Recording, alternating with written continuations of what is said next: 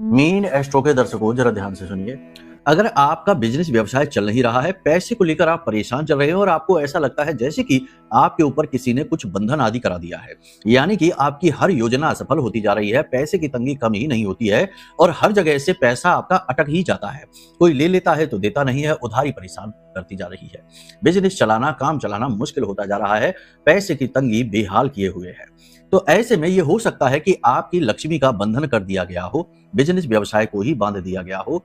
लेकिन इन चीजों को समझना और इनसे मुक्ति पाना इतना आसान नहीं है। इसके लिए तो आमने सामने बैठकर चर्चा की जाए और समाधान निकाले जाए तो उत्तम है।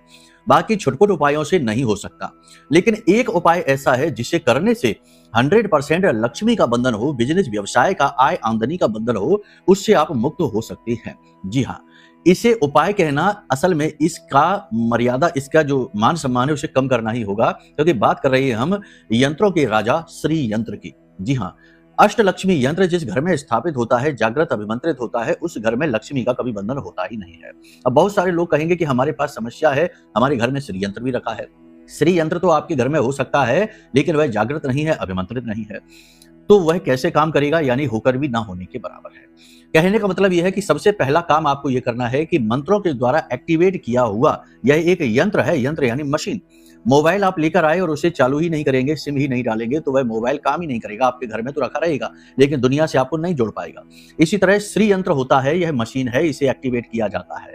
तो यदि आप जागृत अभिमंत्रित एक्टिवेटेड श्री यंत्र लेना चाहते हैं तो आप हमारे यहाँ से ले सकते हैं।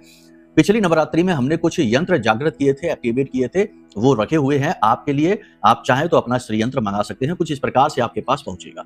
अब जब आपके पास यह श्री यंत्र पहुंचे, देखिए इसके दर्शन करिए।